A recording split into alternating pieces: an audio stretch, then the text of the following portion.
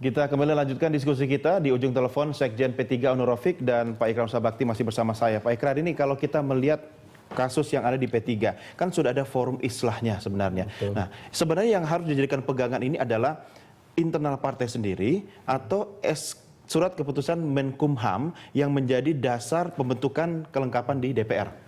Ya, kalau kita lihat dari pernyataan Mbah Maimun ya, ketika beliau baru pulang dari haji itu, ya, beliau mengharapkan bahwa ada islah melalui muktamar yang sekarang. Tapi pada saat yang bersamaan kemudian keluarlah keputusan dari Menkumham, ya. Dan Mbah Maimun saya lihat dari pernyataan terakhir yang namanya karena pemerintah sudah membuat itu keputusan itu yang namanya orang Nahdlatul Ulama atau orang dari P3 itu memang harus ikuti. Yeah. Apa yang sudah diputuskan oleh negara karena negara itu dianggap sebagai pemimpin ya. Ini yang menjadi titik krusialnya di situ ya. Artinya sebenarnya selesai di satu sisi. Kalau menurut saya selesai sebetulnya sudah selesai karena apa itu masalah pro dan kontra sebenarnya sudah tidak mengemuka lagi ya. Kalau sudah ada keputusan dari menteri kan ini manut pada pemimpin gitu. Betul. Karena kan Mbak Maimun kan sudah mengatakan ya bahwa itu pemimpin dan kita harus mendukung keputusan pemimpin ya, dan kemudian juga P3 juga harus mengikuti apa yang boleh dikatakan diprogramkan oleh negara ya, makanya kemudian P3 lebih baik bersatu dengan pemerintah dan itulah nasihat-nasihat dari Mbah Maimun. Ya. Gitu. Pak Ikrar, pemerintah apakah bisa dikatakan sebenarnya melakukan intervensi terhadap tubuh P3?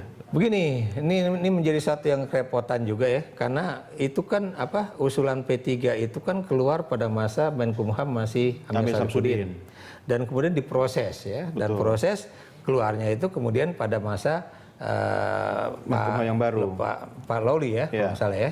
Jadi ini yang menjadi satu titik krusial. Tapi menurut saya ya, terlepas dari pergantian menteri itu, tentunya orang di dalam Menkumham nggak sembarangan dong. Maksud saya mereka pasti mendasari atas data dan informasi yang mereka miliki ya. Dan menurut saya terlepas dari banyak tuduhan bahwa Menkumham itu berasal dari PDIP ya, tapi kalau memang ini sebuah kementerian yang juga dimiliki oleh negara ya, itu mau tidak mau ya itulah proses yang ada. Sebab kalau ini misalnya, kan alat negara bukan alat partai. Kalau misalnya di dalam Kumham itu mengatakan nggak bisa Pak, ini masih masih konflik mereka, jadi Bapak nggak bisa mengeluarkan keputusan itu, kecuali kalau memang ada pernyataan begitu dari Direktorat Jenderal yang menangani masalah ini ya, itu bisa saja menteri tidak mau tanda tangan, dan kalaupun menteri tanda tangan, itulah yang tadi Anda katakan sebagai intervensi hukum di sini ya. Nah, ini yang jadi persoalan ya. Kita tahu bahwa sejarah P3 itu memang seringkali terjadi konflik sebagai akibat dari intervensi pemerintah ya.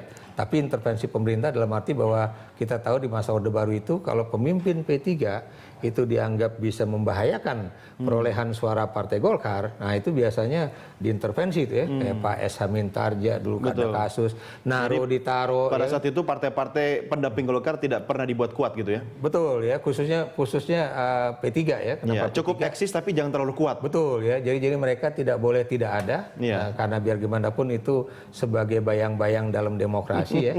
Tapi Anda tahu di dalam kitiran itu, di dalam baling-baling itu, Golkar lah yang berada di tengah dan dia yang akan nampak ya. P3, PDI itu cuma ya pelengkap penderita dalam demokrasi lah. Tapi kan kondisinya beda sekarang Pak Ikrar. Betul, justru ini sekarang berbeda dan menurut saya tidak perlu ada intervensi dari luar ya, sebab kalau terjadi intervensi dari luar berarti pelembagaan partai di Partai Persatuan Pembangunan itu tidak menuju pada suatu kemajuan ya. Atau artinya Anda yakin apapun yang dilakukan oleh pemerintah lewat Kementerian Hukum dan HAM itu merupakan keputusan rasional sebagai alat negara begitu kan? Kalau buat saya ya, sebab kalau enggak itu pasti ada omongan dari dalam kementerian itu sendiri ya, yang misalnya tidak menyetujui dikeluarkannya keputusan menteri itu ya.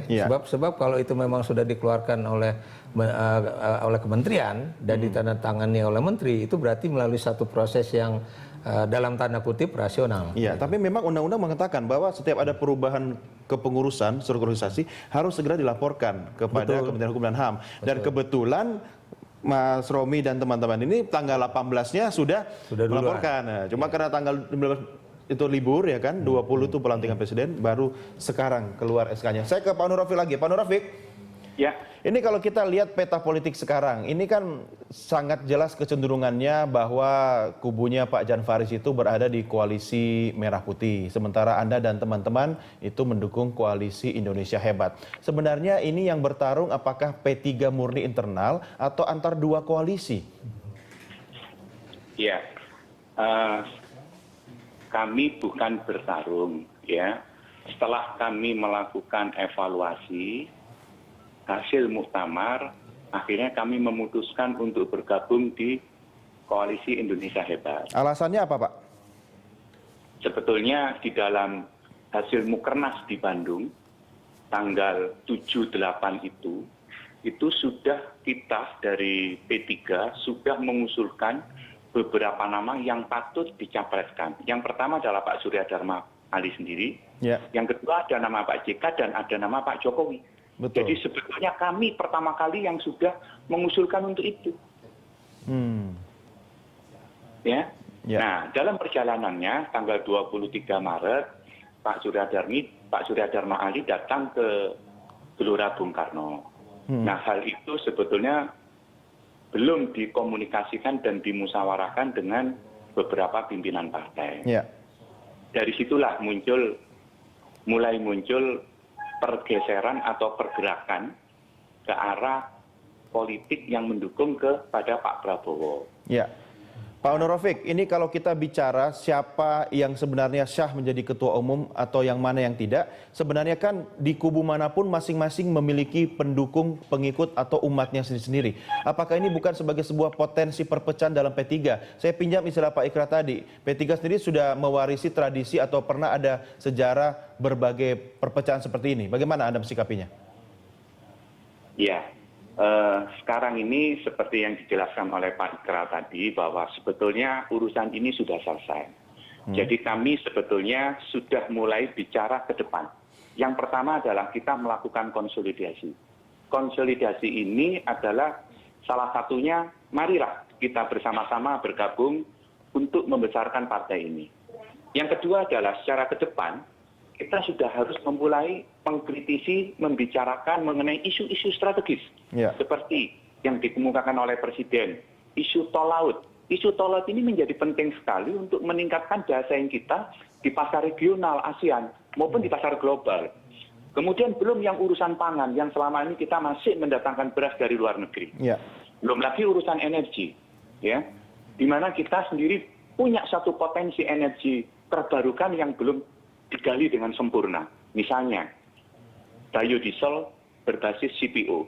CPO kita itu kurang lebih 21 juta ton yang kita ekspor. Ini merupakan satu potensi untuk bisa dikonversi menjadi biodiesel.